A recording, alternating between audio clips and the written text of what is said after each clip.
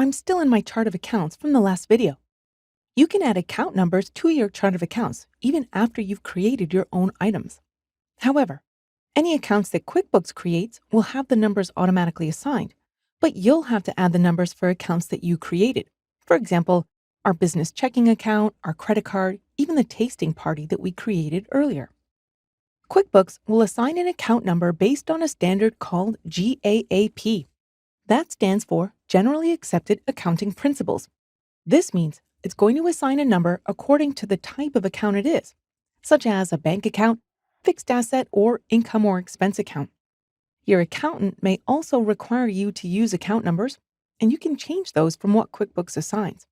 You don't even have to use account numbers at all. It's not required to use QuickBooks. But let's go in and add account numbers now. I need to first close out of the chart of accounts, and we add account numbers in Preferences. Click Edit at the top of the screen, go all the way to the bottom to Preferences, and then click Accounting on the left-hand side. Finally, change to the Company Preferences tab. From here, place a check mark next to Use Account Numbers.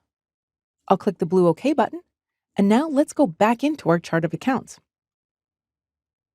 On the left-hand side, we can see our account numbers have been added, with the exception of the accounts that we created.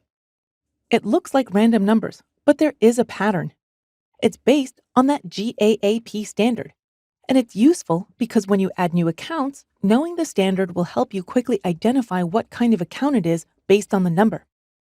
The standard starts with numbers from 1,000 to 1999, or in the case of QuickBooks, which starts at 10,000, is for your asset accounts.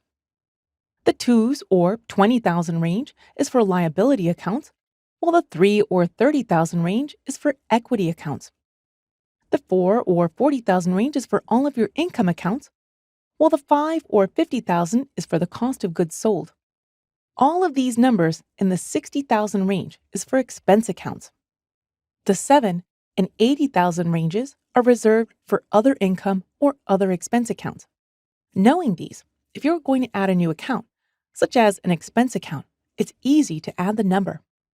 Let's say we want to add an expense account for our internet fees. Here's our telephone expenses. I'm going to create an account directly under this, so I'd give it the number 68200. I'll create an expense account by typing Ctrl+N on my keyboard.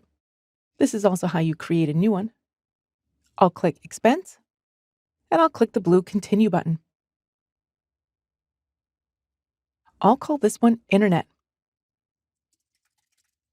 We have a new number field on the top right-hand side of the screen. Here's where I'm going to put 68200. I'll click Save and Close. And here's my internet expense directly under the telephone expense.